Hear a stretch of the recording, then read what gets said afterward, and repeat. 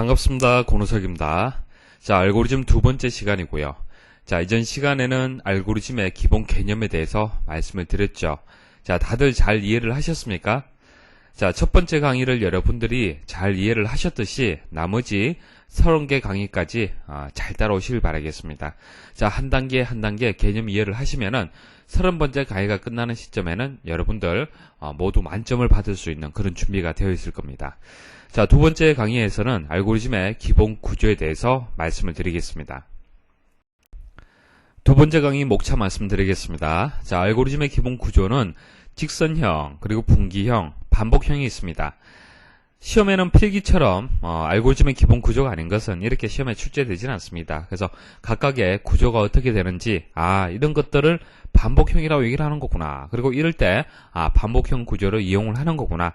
자, 그 정도 이해를 하시면 되겠습니다. 먼저 직선형의 이제 기본 구조에 대해서 간단하게 말씀을 드리고요. 각각에 대해서 개념 설명 드리고 이제 본 강의 들어가도록 하겠습니다. 자, 직선형은 이전 시간에 말씀을 드렸습니다. 자, 정사각형의 넓이를 구할 때 어떻게 구했습니까? 기억나십니까? 자, 정사각형의 넓이를 구하는 순서도 가장 기본이었죠. 자, 먼저 한 변의 길이를 입력을 받고요. 자, 그 한 변의 길이를 이용을 해서 넓이를 구합니다. 처리를 하고요. 그 다음 그 넓이를 출력하는 이런 구조 말씀을 드렸죠. 입력, 처리, 출력 기억나시죠? 자, 이렇듯이 위에서 아래로 물 흐르듯이 한 번씩만 수행이 되는 이런 구조를 직선형이다 얘기하는 겁니다. 자, 간단하죠? 자, 분기형도 간단합니다. 자, 둘 중에 하나 혹은 여러 개 중에 하나를 선택할 수 있도록 만드는 구조를 분기형이다 그렇게 얘기를 하는 겁니다. 자, 산업인력관리공단에서는 여러분들이 정보처리 실기를 응시하게 되면은 점수가 나올 거고요. 자, 그 점수를 이용해서 합격이냐 불합격이냐 통보를 해줘야 됩니다. 맞습니까? 그것을 사람이 하는 것은 아니고요. 컴퓨터가 하겠죠. 그러면 컴퓨터에게 어떤 그런 알고리즘, 자, 논리적인 절차를 분명히 프로그램으로 만들어 주었을 겁니다. 자, 그 순서도 말씀을 드릴게요. 자, 합격 불합격이냐. 자, 판단을 하려면은 점수를 입력받아야겠죠. 자, 점수를 P라고 하겠습니다. 자, P를 입력을 받고 자, 이 P라는 값을 가지고 합격이냐 불합격이냐 조건을 한번 판단을 해보겠습니다. 그래서 P가 합격이 되려면은 60점 이상이잖아요. 그죠? 그래서 60점 이상이냐라고 묻는 겁니다. 자, 이게 조건문이에요. 판단하게 되면 두 가지가 나오겠죠. 합격인 경우가 있을 거고요. 그리고 불합격인 경우가 있을 겁니다. 자, 60점 이상이다. 자, 현재 받은 입력값이 100점이다. 자, 100점일 때는 합격을 출력을 해야 됩니다. 그래서 yes일 때는 이제 합격, 불합격을 저장하는 변수를 s라고 얘기를 했을 때 s에다가 합격을 저장해라. 자, 그 다음 자, p가 60보다 크거나 같다라는 것을 반하는 경우 자, 반대로 말씀드리면 어떻게 되겠습니까? P가 60 미만이다. 자, 그런 경우. 자, no가 되겠죠. 그죠? 자, 그때는 S에다가 불합격을 저장해라. 그래서 조건문에서는 두 가지로 분기가 되는 겁니다. 두 가지로 분기가 돼요. 그래서 참이냐, 거짓이냐, yes냐, no냐, true냐, false냐, 이런 식으로 분기되는 구조. 그것을 분기형이라고 얘기를 하는 거예요. 자, 그럼 어떻게 하면 되겠습니까? 이렇게 만나주면 되겠죠. 그래서 S를 출력해주면은 내가 원하는 현재 값에 대응되는 합격, 불합격 값을 출력을 할 수가 있습니다. 이해하시겠습니까? 자, 이렇게 두 개의 처리문이 있으면은 현재 변수의 상태에 따라서 자, 이것을 수행할 수도 있고 이것을 수행을 할 수가 있다는 얘기예요. 자, 이런 구조를 분기형이다. 그렇게 얘기를 하는 겁니다. 자, 반복형 말씀을 드릴게요. 말 그대로 반복을 하는 겁니다. 자, 기본적으로 처리문이 이렇게 있으면요. 자, 어떻게 수행을 하죠? 자, 위에서 아래로 물 흐르듯이 한 번씩 수행이 되잖아요. 그죠? 자, 이것을 직선형이라고 얘기를 하고 가장 기본적인 처리 형태가 되겠습니다. 자, 근데 반복형 같은 경우에는 내가 원하는 처리문을 여러 번 반복을 할 수가 있어요. 자, 어떻게 하면 되냐면 이렇게 하면 됩니다.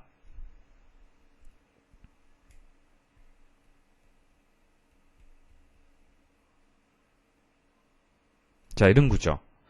자, 이것은 첫 한 번, 이것도 한 번만 수행을 하면 되는데, 자, 요 두 번째 처리문 있죠. 자, 이 처리문을 10번을 수행을 하고 싶다. 자, 10번을 수행을 하고 싶어요. 자, 그러면 어떻게 하면 되냐면은, 자, 보세요. 자, 이게 만일 i는 i 플러스 1이에요. 자, i는 i 플러스 1이라는 처리문이 되겠습니다. 현재 i 값이 0이에요. 만일 i 값을 0으로 줬습니다. 초기값을 0으로 줬는데, 그러면 두 번째 수행을 할 때, 자, 현재 좌변에 있는 i 값이 얼마가 되겠습니까? 자, 우변을 먼저 계산해서 좌변으로 대입을 해야겠죠. 자, 우변을 계산하면은 i는 0이 되고요. 플러스 1을 하게 되면 1이 되는 겁니다. 그래서 i에다가 1 값이 대입이 되는 거잖아요. 그쵸? 그래서 이 처리문을 10번을 수행을 하고 싶어요. 자, 그러면 어떻게 하면 되겠습니까? 자, 조건을 어떻게 주면 되겠습니까? 이렇게 주시면 돼요. 자, i가 10보다 작으냐? 자, 10보다 작다면은 반복해라. 아닐 경우에는 벗어나라. 자, 이렇게 처리를 하면 되는 겁니다. 그래서 뭐 출력, i를 출력하겠다. 뭐 이렇게 한번 줘볼게요. 자, 생각해 보십시오. 그러면은 이렇게 됩니다. 첫 번째는 i 값이 1이지만은, 자, 조건 만나죠. 그죠? i가 10보다 작잖아요. 그죠? 현재 1이니까. 자, 반복합니다. yes가 되고 반복을 해요. 그럼 우변을 한번 계산해 보세요. 어떻게 됩니까? 자, i가 현재 1이잖아요. 그죠? 그래서 1에서 1을 더하면 2가 되고요. 이 값을 좌변에 대입을 하면은 i 값이 2가 되는 겁니다. 이렇게. 자, 그리고 조건 판단해야겠죠? i가 10보다 작으냐? yes죠. 또 반복을 하는 거예요. 자, 이런 식으로 해서 계속 반복을 해서 i 값이 마지막에는 10이란 값을 가지는 겁니다. 이해하시겠습니까? 자, 이렇게 해서 i라는 변수 값을 현재는 0이지만은 이 처리문을 계속 반복해서 수행을 해서 10 또는 100까지 반복할 수도 있겠죠. 그럼 100이 되는 거예요. 이런 식으로. 그래서 일반적으로 우리가 이제 합계를 구할 때 뭐 1에서 100까지의 숫자를 합계를 구하라. 자, 이런 경우에 이런 반복 구조를 많이 이용을 합니다. 자, 본강에 들어가서 좀 더 상세하게 말씀을 드릴게요. 중요한 것은 직선형은 위에서 아래로 한 번씩 수행되는 구조를 얘기하는 거고요. 분기형은 조건문을 줘서 yes냐 no냐 라고 분기를 시켜서 두 개의 처리문 중에서 한 개만 처리되도록 하는 겁니다. 반복형은 내가 원하는 처리문을 반복 횟수를 정해줘서 조건을 줘서 그만큼 반복할 수 있도록 하는 구조. 그것을 반복형 구조라고 얘기를 하는 겁니다. 자, 이 정도 차이점만 이해를 하시면 돼요. 자, 그 다음 연습 문제 두 가지를 제가 제시를 하겠습니다. 여러분도 스스로 한번 풀어보세요. 자, 알고리즘 구조. 자, 알고리즘의 구조가 무엇인지를 말씀을 드렸죠. 자, 그렇게 이해를 하시면 되고요. 자, 직선형은 위에서 아래로 한 번씩 수행이 되는 구조를 직선형이라고 얘기를 하고요. 자, 분기형은 조건에 따라서 우리 합격 불합격일 때는 조건이 뭐였습니까? P가 60점 이상이냐? 자, 이게 조건이었죠. 자, 조건에 따라서 이 조건을 만족한다면은, 자, yes가 여기 붙어 있네요. 그죠? 자, yes와 no는 항상 위치가 바뀔 수 있습니다. 상관없어요. 자, yes인 경우에는 내가 원하는 변수에다가, 합격을 저장해라. 자, no일 때는 어떻게 되겠습니까? 자, 불합격을 저장해라. 자, 이런 식으로 조건에 따라서 yes 또는 no로 나뉘어서 결과가 달라지는 구조. 자, 이것을 분기형이다. 그렇게 얘기를 하는 겁니다. 자, 저는 분기형의 실제 예를 가지고 말씀을 드릴게요. 자, 문제를 보도록 하겠습니다. 정보처리 실기 점수에 따른 합격, 불합격을 출력하시오. 자, 합격, 불합격을 출력하는데 조건이 있어야겠네요. 그죠? 자, 조건은 실기 점수가 60점 이상이면은 합격, 그렇지 않으면은 불합격이라는 얘기예요. 이해하시겠습니까? 자, 그리고 변수가 두 개 나오네요. P라는 변수가 있고요. 자, P라는 변수는 실기 점수를 저장하는 변수가 되겠습니다. 그리고 S라는 변수는 합격 또는 불합격을 저장하는 변수예요. 머리에 좀 그려지십니까? 순서도가. 자, 시험장에서 이렇게 문제가 주어지면은 여러분들이 분석을 해야 됩니다. 한번 분석을 해볼게요. 자, 분석은 일단 입력과 처리, 출력 형태로 일단 기준을 잡으셔야 됩니다. 자, 입력, 어떤 값이 입력되는 겁니까? 실기 점수를 입력받아야겠죠. 뭐 100점, 80점, 90점 이런 식으로 입력을 받아야 되고요. 자, 그 다음 처리는 두 가지로 나뉘어서 처리가 되겠네요. 요렇게. 자, P가 60점 이상이냐? 60점 이상이면은 S에는 합격이 저장이 되고요. 자, P가 60점 미만이라면은, 자, 반대일 경우에는 S에다가 불합격을 저장을 하면 되겠습니다. 자, 이렇게 해서 S 값을 구해주면은, S에는 합격 또는 불합격이 저장되어 있겠죠. 그리고 출력 단계에서는 S를 출력하면 되는 거예요. 자, 순서도 보도록 하겠습니다. 자, 순서도 구조. 조금 전에 목차에서 말씀을 드렸습니다. 그죠? 예, 그 순서도 그대로입니다. 자, 스타트, 엔드, 시작, 끝, 이렇게 시험에 나올 수 있고요. 자, 중요한 것은, 여기 나와 있는 분기 구조가 중요한 겁니다. 자, P를 입력받고, 자, P를 입력받아서 S를 구해서 S를 출력한다. 자, 입력과 출력, 이것은 간단한 거죠. 자, 여기서는 요 부분이 핵심이 되는 거예요. 자, 이것만 이해를 하시면 되겠습니다. 자, 입력받은 P 값이 60점 이상이냐? 자, 60점 이상이면은 yes로 분기가 되고요. 그렇지 않을 경우에는 no로 분기하라는 얘기입니다. 자, yes로 분기하게 되면은 s에다가 합격을 저장해라. 그리고 no일 경우에는 s에다가 불합격을 저장해라. 이해하시겠습니까? 자, 그리고 어떨 때는 이 합격, 자, 이게 문자이기 때문에 이렇게 묶어주는, 자, 큰 따옴표로 묶어주는 경우도 있습니다. 자, 시험에 그렇게 나오는 경우도 있어요. 자, 이렇게 해서 이제 S를 출력하는 이런 순서도 여러분들 이해를 하시면 되고요. 자, 맞는지 틀린지는 이제 디버깅 하면 되겠죠. 자, P라는 값을 90이라는 값을 입력받았을 때, 자, 이 순서도가 바르게 수행이 되는지 한번 보도록 하겠습니다. 자, P에다가 90을 입력을 하고, 자, 그러면 조건문을 만나네요. 그죠? 자, P가 60점 이상이냐? P가 현재 90점이니까, 자, 이 조건은 yes가 되는 겁니다. yes. 그러면 S에는 합격이 저장이 되겠네요. 합격. 그 다음, 자, 이 처리문이 수행이 됐으면 이 처리문은 수행이 되지 않아요. 그죠? 예, 그래서 내려오는 겁니다. 내려와서 S를 출력을 하니까, 출력되는 값은 합격이더라. 그래서 입력받은 값이 90점이니까 합격이 출력이 되네요. 그죠? 자, 바른 순서도라고 볼 수가 있는 겁니다. 자, 디버깅의 개념을, 실제 비주얼 베이지 프로그램 처리해서 제가 보여드리도록 하겠습니다. 자, 서브 메인, 그리고 엔드 서브. 자, 스타트와 엔드 같은 거고요. 자, P를 입력받는다. 자, 입력받는데 inputbox라는 명령을 이용을 해서 입력을 받아서 그 입력받은 값을 P라는 변수에다 저장을 하는 거예요. 그때 보여주는 메시지가 입력하세요라는 메시지가 되겠습니다.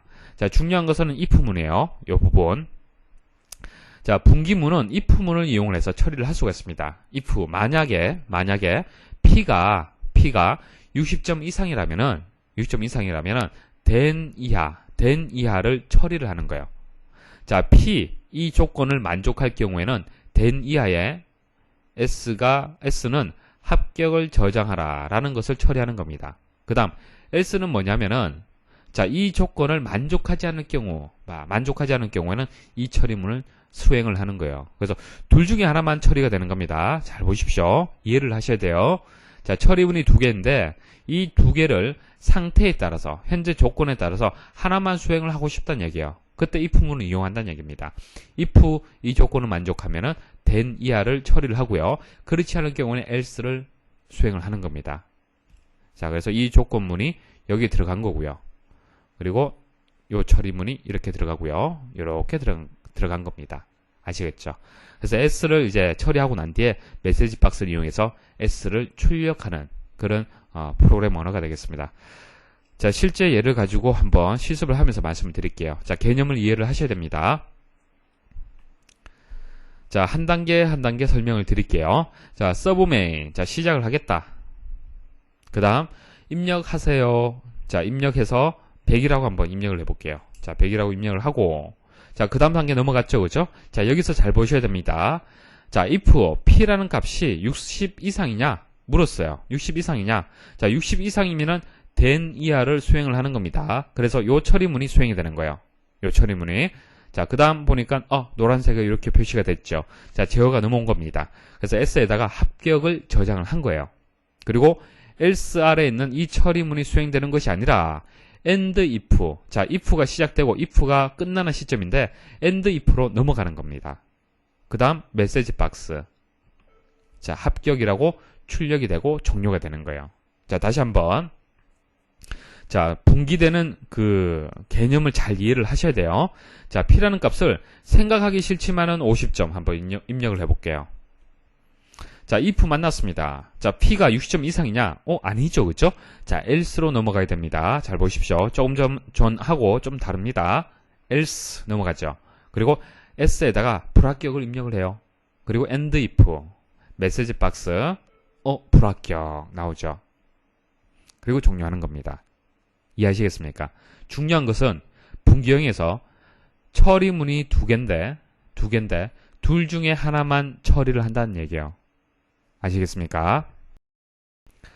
반복형 구조 말씀드리겠습니다. 자, 반복형 구조는 조건에 따라서 해당 처리문을 반복하는 구조를 얘기하는 겁니다. 자, 위에서 아래로 물 흐르듯이 수행을 하게 되면은 한 번밖에 처리를 못 하잖아요. 그죠? 자, 한 번밖에 처리를 못 하는데 그 처리하는 횟수를 조건문으로 주어서 반복을 시키겠다는 얘기예요. 그게 반복형 구조가 되겠습니다. 자, 실제 예를 가지고 말씀을 드리겠습니다. 자, 문제가 1부터 5까지의 합계를 구하라 라고 문제가 주어졌고요. 자, 처리 조건은 i. 자, i라는 변수가 각 항을 저장하는 변수다. 그리고 sum이라는 변수는 합계를 저장하는 변수다. 이렇게 주어졌습니다. 자, 1에서 5까지 합계를 구하는 거 여러분도 쉽게 구할 수가 있잖아요. 그죠? 그렇지만은 컴퓨터는 논리적인 절차를 분명히 명시를 해줘야 됩니다. 그래서 여러분들의 생각을 제대로 분석을 해서 순서대로 표현을 할 수 있는지 그것을 고민을 하셔야 돼요. 자, 그 고민하는 두 가지 중요한 것이 있습니다. 첫 번째는 그 변수, 각각의 변수가 자, 어떤 역할을 하는지 이게 중요해요. 자, i라는 변수는 각 항을 저장한다고 얘기를 했습니다. 그리고 sum이라는 변수는 합계를 저장하는 변수라고 얘기를 했어요. 그래서 각각의 변수가 어떤 역할을 하는지를 먼저 이해를 하셔야 되고요. 그 다음 두 번째는 그 변수의 규칙을 이해를 하셔야 돼요. 규칙. 자, 무슨 얘기인지 설명을 드리겠습니다. 여기서 각 항이라는 것은 1에서 5까지 1, 2, 3, 4, 5 자, 이런 숫자를 저장하는 변수를 i라고 얘기를 하는 거고요. 자, sum은 첫 번째 항일 때 그때 합계가 있을 거고요. 두 번째 항까지 합계가 있을 거 아닙니까? 자, 그 합계의 결과를 저장한다는 얘기예요. 자, 1, 2, 3, 4, 5가 있습니다. 자, 이 숫자를 i라는 변수를 이용해서 저장을 하라는 얘기예요. 자, 그럼 이 i라는 변수의 역할은 아시겠죠? 자, 첫 번째 역할은 i가 각 항의 값을 저장한다라고 이해를 할 수가 있습니다. 자, 그 다음 이 i라는 변수가 어떤 규칙을 가지고 있는지 이것을 이해를 하셔야 돼요. 이게 상당히 중요합니다. 자, 1에서 2로 증가되었네요. 그 다음 항을 만들 때는 자, 그러면은 얼마만큼 증가되었습니까? 1만큼 증가되었네요. 그죠? 자, 2에서 3으로 증가되었네요. 자, 얼마만큼 증가되었습니까? 2라는 값으로 만들어졌네요. 자, 3에서 4가 되었습니다. 1이죠. 죄송합니다. 자, 플러스 1. 자, 4에서 5. 플러스 1. 맞아요? 자, 그래서 i라는 변수가 어떻게 값이 바뀌는지 여기서 규칙을 찾을 수가 있어요. 자, 얼마만큼 증가가 됩니까? 자, i는 i 플러스 1이 되는 겁니다. 현재 i 값에다가 다음 i 값을 만들기 위해서는 플러스 1을 하면은 만들 수가 있어요. 보십시오. 자, 이 등호의 의미는 우변의 값을 좌변에 대입하라는 뜻입니다. 자, 우변의 값을 한번 계산해 보십시오. 첫 번째 i가 1이잖아요. 그죠? 자, 1에다가 1 값을 더하면 얼마죠? i가 2가 되는 거지 않습니까? 맞죠? 그죠? 자, 그 다음 i가 2라면은 이 1을 더해주면은 그 다음 i 값은 3이 되는 거죠. 자, 그 다음 3에다가 1을 더하면은 4가 되는 거죠. 4에다가 1을 더하면 5가 되는 겁니다. 맞습니까? 자, 이 처리문을 반복해서 처리하게 되면은 i 값이 처음에는 1이지만은 그 다음 2, 3, 4, 5 이런 식으로 계속 변수의 값을 바꿔줄 수가 있는 거예요.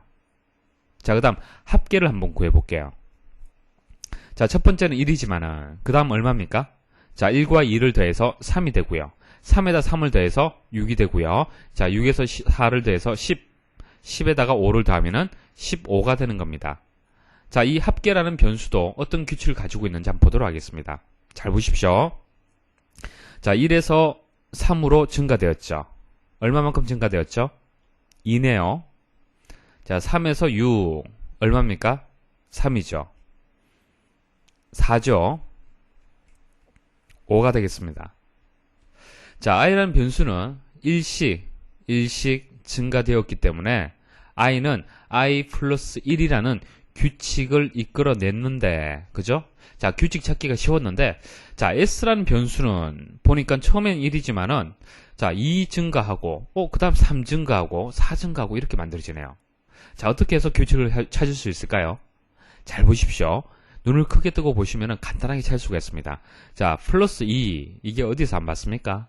자, 플러스 3, 자, 플러스 4, 자, 플러스 5, 이게 뭐예요? i와 같다는 얘기입니다. 그래서 s는 s 플러스 i가 되는 거예요. 그래서 i가 첫 번째는 1이지만 그 다음 2가 되고 3이 되고 4가 되고 5가 되는 겁니다. 그래서 s는 이렇게 되는 거죠. 이렇게. 자, 3에다가 3을 더하면 6, 6에다가 4를 더하면 10, 10에다가 5를 더하면 15가 되고요. 그때 1과 2와 3, 4, 5는 i 값이 되는 겁니다. 자, 여러분들 좀 복잡하다라고 느낄 수가 있는데 일단 이렇게 이해를 하시고 일단 지나가십시오. 지나가시면은 이 순서도는 굉장히 많이 반복돼서 나올 겁니다. 그래서 몇 번을 들으시면은 이해를 하실 수가 있어요. 아시겠죠? 그래서 중요한 것은 이제 변수가 주어지는데 그 변수의 역할이 무엇이냐, 그리고 그때의 규칙을 찾을 수 있으면은 여러분들은 순서도 자, 어떻게 풀이를 한다 하더라도 답을 찾을 수 있습니다. 아시겠죠? 자, 이렇게 해서 여러분들 분석을 하시면 되고요. 자, 순서도 말씀을 드리겠습니다. 자, i에다가 0을 대입을 하고, 자, sum에다가 0을 대입을 하고, 자, i는 i 플러스 1, 자, 현재 i 값에다가 1을 증가시켜서 다음에 i 값을 만들어주란 얘기예요. 그 다음 sum은 어떻게 구하는 겁니까? 자, 현재 sum에다가 i 값을 더해서 다음 sum 값을 구해줘라. 그래서 첫 번째 한까지 합을 구하고, 두 번째 한까지 합을 구하고, 세 번째 한까지 합을 구해서 다섯 번째 한까지의 합을 구하고, 자, 그게 뭐가 되겠습니까? 조건이 되겠죠. 다섯 번째 한까지 구하고 종료시킨다는 얘기입니다. 빠져나온다는 얘기예요. 그래서 i가 5보다 작을 경우만 계속 반복을 해서 s를 구하고, sum을 구하고 그때의 sum을 출력하는 그런 순서도가 되겠습니다. 자, 여기서 조금 다른 구조 눈에 보이시죠? 첫 번째 강의라든지 이전 시간에 말씀드렸던, 자, 이전 순서도에서 말씀드릴 때는 입력되는 부분, 자, 이게 뭡니까? 입력 부분이죠. 이게 처리고, 자, 이게 출력이잖아요. 기본 형태로 말씀을 드리면은. 맞습니까? 자, 출력은 그대로인데, 자, 입력되는 부분이 조금 바뀌었죠. 자, 보십시오. 이걸 초기화라고 얘기를 하는데요. 상당히 중요합니다. 초기화의 개념을 이해를 하셔야 돼요. 자, 1에서 5까지 합을 구하라. 자, 그리고 임의의 점수를 입력받아서 합격이냐, 불합격이냐, 자, 구분을 해라. 자, 이런 문제는 서로 다릅니다. 무슨 얘기냐면은, 1에서 5까지 합을 구하라. 이것은 어느 누구나 결과를 구할 때 항상 결과가 15가 된다는 얘기예요. 픽스 되어 있잖아요. 그죠? 바뀌지 않는다는 얘기입니다. 근데 임의의 점수를 입력받아서 합격이냐 불합격이냐 판단하라. 이것은 그때 상황에 따라서 달라지는 거예요. 자, 입력되는 점수가, 자, 임의의 점수가 100점이라면 합격이 될 거고요. 만일 50점이면 불합격이 될 겁니다. 그래서 입력을 받을 수밖에 없어요. P라는 값을 입력을 받아야만 처리를 할 수가 있습니다. 맞습니까? 자, 그런데 1에서 5까지 합을 구하라. 자, 결과가 정해진 거는 어떻습니까? 입력받는 것이 아니라 초기화를 시켜줘야 돼요. 초기화. 사용하는 변수를 처음 값을 정해줘야 된다는 얘기입니다. 처음 값을 정해줘야만 이 처리문을 수행을 할 수가 있어요. 생각을 해보십시오.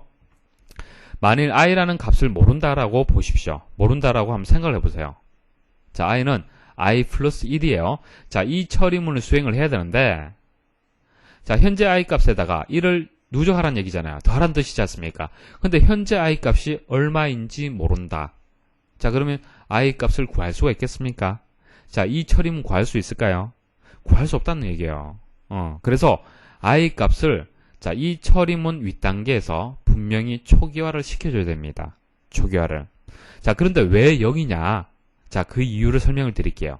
자, i가 뜻하는 것은 각 항의 값을 얘기하는 겁니다. 그래서 1, 2, 3, 4, 5가 되는 거죠. 맞습니까? 자, 그런데 이전에 0이 없는데 0이 있다라고 생각을 하십시오.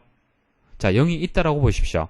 자, 그래서 1 증가되고, 자, 또 1 증가되고, 또 1 증가되고, 1 증가, 1 증가가 되겠죠. 그래서 i 값을 0으로 초기화를 해서, 0으로 초기화를 해서, i는 i 플러스 1을 처리할 때, i가 0이 되면은 0에다 1을 더하면 i 값이 얼마가 돼요?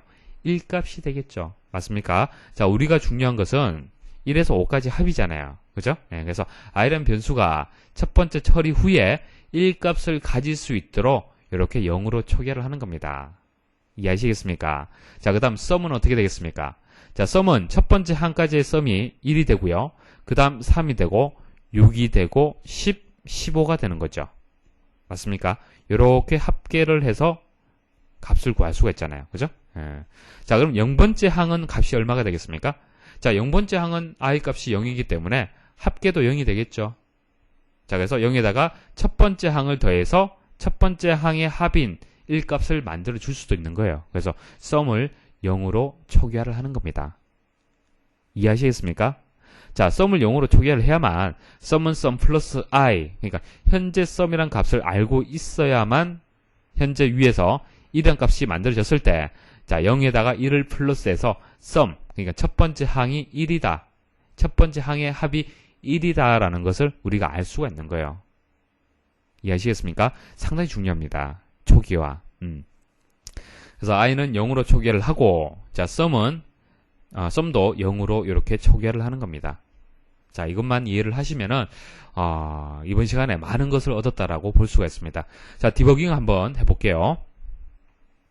자, 위에서 아래로 물 흐르듯이 한번 처리를 하면서 조건에 따라서 반복이라든지 분기 처리하면 되겠죠. 자, i는 0이다. 자, sum도 0이다. 그 다음 i는 i 플러스 1. 자, 우변을 먼저 계산을 하십시오. 자, 우변을 계산을 하고 좌변에 넘기니까 현재 0이고요. 0에다 1을 더하면 i는 1이 되겠네요. 자, sum은 어떻게 되겠습니까? 현재 sum에다가 i 값을 더해줘라. 1이 되고요. 자, 그 다음 i는 또 자, 그 다음 요렇게 처리를 했죠. 자, 그 다음 조건문 나오네요. 자, i가 5보다 작으냐 어떻게 되겠습니까? 현재 i 값이 1이죠. 그래서 yes로 분기를 하는 겁니다. yes, 요렇게 분기가 되고요. 자, 다시 i는 증가되겠죠. 요렇게 증가가 되고, 자, sum은 현재 sum에다가 i 값을 더해줘라. 3이 되는 겁니다. 그리고 조건 만나겠죠. 그죠? i가 5보다 작으냐. 현재 i 값이 2가 되기 때문에 yes, 또 반복을 하는 거예요. 자, 이렇게 해서 i와 sum을 계속 반복을 해주는 겁니다. 이해하시겠습니까? 그래서 계속 반복하게 되면은 마지막에 i가 5 값을 가질 거고요. 그때 합이 15가 되는 겁니다. 15가 되고, 자, 마지막에 i가 5보다 작으냐. i가 5가 되기 때문에 조건을 만족하지 않죠. 그죠? i가 이제 5가 되기 때문에 no가 되는 겁니다. no가 되고, 이렇게 분기가 되고요. 자, sum을 출력하게 되면 15가 되는 거예요. 이해하시겠습니까? 잘 생각을 해보십시오. 자, 만일 1에서 지금 문제가 5까지 합이지만은, 만일 100까지 합이라면은 이렇게 바꿔주기만 하면은 1에서 100까지 합을 구할 수가 있어요. 자, 만일 사람이 1에서 5까지 합은 암산으로도 충분히 구할 수가 있잖아요. 그죠? 근데 사람이 더 빠르다라고 생각할 수도 있겠지만은, 사실은 컴퓨터는 더 확장된 프로그램, 확장되게 처리를 할 수가 있어요. 자, 1에서 5까지 합만 구하는 것이 아니라 1000까지, 만까지, 그죠? 얼마나 많은 숫자들도, 얼마만큼이나 많은 숫자들도 한 번에 구할 수가 있는 겁니다. 전체는 바뀌지 않고요. 여기서 반복되는 그 값만, 조건만 달리주면은 얼마든지 확장된 처리를 할 수가 있어요. 이해하시겠습니까? 자, 이렇게 순서대로 만들어줄 수가 있고요. 실제 예를 가지고 말씀을 드릴 겁니다. 자, 이런 구조인데, 자, 똑같습니다. 초기화되는 똑같고요. 자, 두 루프문을 이용을 해서 반복을 시키는 거예요. 그래서 반복할 구조를 이렇게 넣어주시면 되고요. 자, 언제까지 반복을 할 거냐? i가 5보다 작을 때까지 이렇게 반복을 하는 겁니다. 그래서 메시지 박스를 이용을 해서 이렇게 출력을 하면 돼요. 자, 실제 프로그램 코딩하는 것을 보여드리겠습니다. 자, 실행을 하면요. 결과가 바로 나오는 겁니다. 왜 그래요? 자, 입력받을 필요가 없죠? 자, 1에서 5까지의 합계는 정해졌기 때문에 입력받을 필요가 없다는 얘기예요. 그래서 바로 출력이 되는 겁니다. 자, 한 단계 한 단계 한번 수행을 해볼게요. 자, 시작. 자, i는 0, sum은 0. 자, i라는 변수, sum이라는 변수를 초기화를 했고요. 자, 2 들어가네요. 자, i는 i 플러스 1. 자, i가 현재 얼마가 되겠습니까? 1값이 되는 거예요. 그 다음 sum은 sum 플러스 i. 자, sum이 얼마가 되겠습니까? 1값이 되는 겁니다. 자, 그 다음 루프. 자, 반복을 하는데 현재 i 값이 5보다 작으냐라고 판단이 된다면은, 작다라면은 다시 반복을 하는 거예요. 이렇게 또 반복, 계속 반복하는 겁니다. 몇 번, 언제까지? i가 5보다 작으냐, 이 조건을 만족하지 않을 때까지 반복을 하는 겁니다. 이해하시겠습니까? 자, 이런 식으로 처리하는 구조. 자, 이게 반복 구조가 되는 거예요. 자, i를 5보다 작다, 혹은 6이라고 줄 수도 있겠죠. 뭐 7이라고 줄 수도 있겠죠. 그죠? 10이라고 줄 수 있는 거예요. 10이라고 주면 어떻게 되는 겁니까? 10까지 합계가 구하는 거예요. 자, 100이라고 주게 되면은 100까지 합을 구할 수가 있는 겁니다. 1000이라고 주게 되면은 1000까지 합을 이렇게 구할 수가 있는 거예요. 물론 여러분들이 눈에 보이진 않지만은 2에서 루프까지가 1000번이 반복이 되는 겁니다. 아시겠습니까? 자, 이게 반복형 구조예요.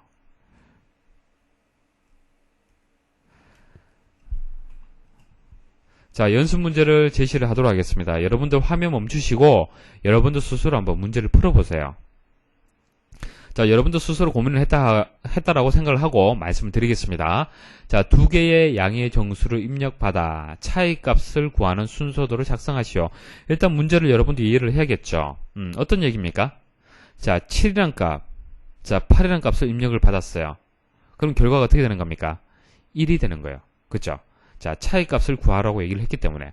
그 다음 8이란 값, 7이란 값을 입력을 받아도 차이값이 1이 되겠죠. 맞습니까? 자, 여기서 중요한 것은 입력받는 값이 두 개가 분명히 있어야 되고요. 자, 그 변수를 x라고 하고 y라고 얘기를 했습니다. 그리고 차이값이 분명히 나오겠죠. 그것을 d라고 얘기를 했어요. 그래서 x가 있고 y가 있고 d라는 변수, 각각의 변수의 역할을 일단 이해를 하셔야 됩니다.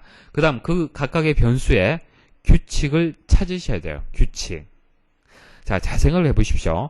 상황이 두 가지 상황이 나오는 겁니다. 자, x가 큰 경우가 있고, 작은 경우가 있고요. 큰 경우가 있어요.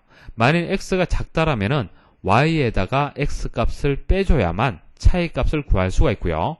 만일 x가 크다라면 x에다가 y 값을 빼야만 우리가 차이 값을 구할 수가 있는 겁니다. 다시 정리를 해볼게요.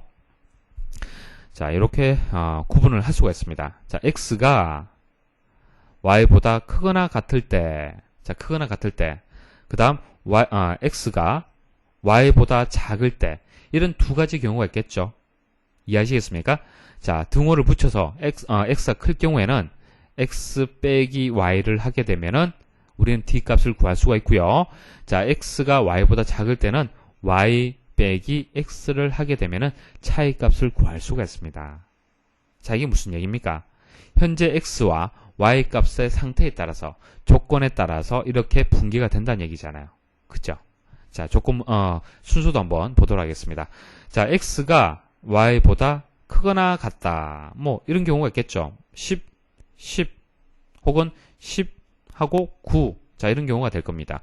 자, 이럴 때는 x에다가 y 값을 빼게 되면은 차이 값을 구할 수 있다는 얘기예요. 그래서 yes일 경우, 자, yes일 경우요. 1번 답이 뭐가 되겠습니까?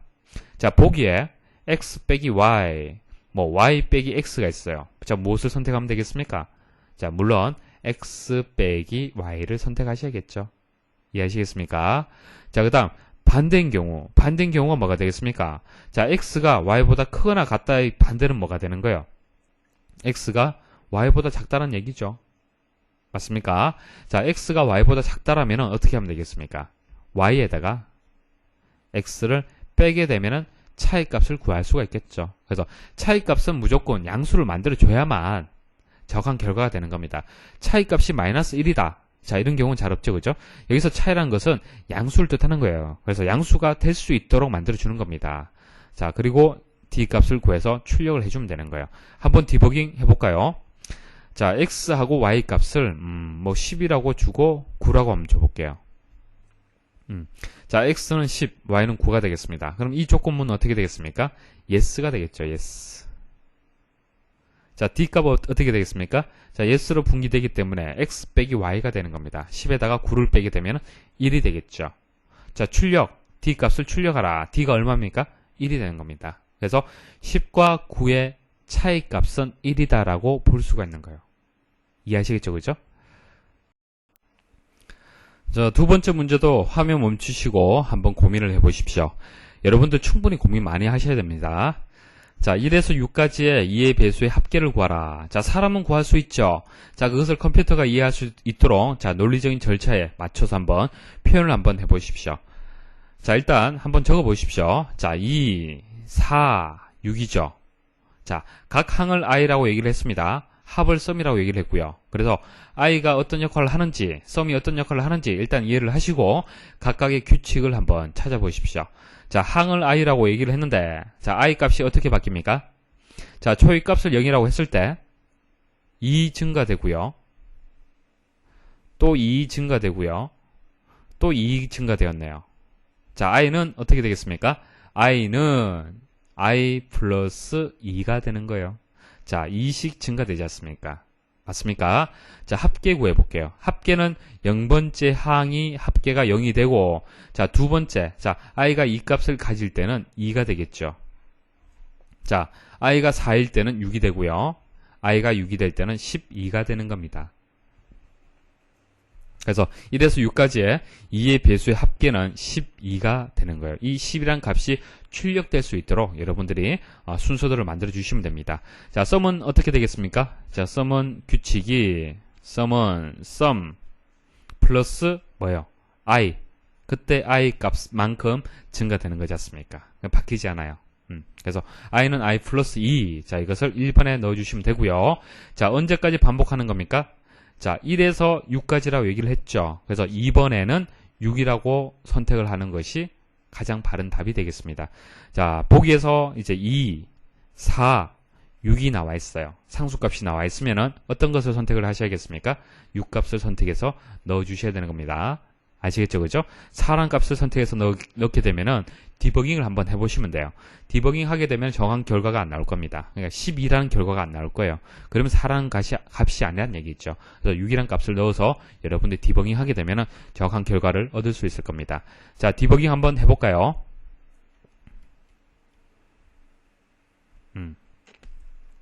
자, i는 0. 자, 썸은 0. 자, 처리했고요.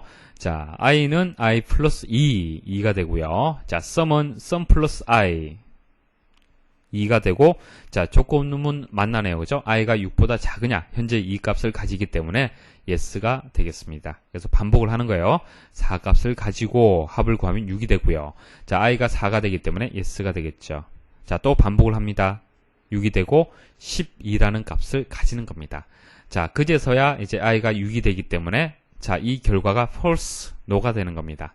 no가 되고 출력. 자, 썸을 출력하라고 얘기를 했기 때문에 12라는 값이 출력이 되는 거예요. 자, 이렇게 해서 여러분 답을 찾으시면 되는데 만일 여러분들이 잘못 선택하는 경우도 있겠죠. 그죠?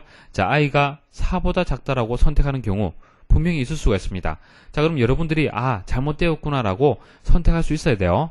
다시 답을 찾을 수 있어야 됩니다. 한번 보도록 하죠. 자, 0, 디버깅을 하시면 답을 찾을 수가 있어요. 자, i가 2가 되고 2가 되고 yes. 자, 그리고 4가 되고 6이 되고 여기서 잘 보십시오. i가 만일 4보다 작다라고 선택을 하게 되면은 i가 4가 되면서 여기서 no가 되는 겁니다. no가 되고 출력하게 되면 6이란 값이 출력이 되는 거예요. 그래서 사람이 구한 결과하고 다르다는 얘기입니다. 이해하시겠습니까? 자, 그래서 이번 시간에는 가장 중요한 것은 기본형 알고리즘의 기본 구조가 세 가지가 있다. 그래서 직선형이 있고요. 분기형, 그리고 반복형 구조가 있더라. 자, 이런 구조가 있더라. 그것만 여러분들 이해를 하시면 됩니다.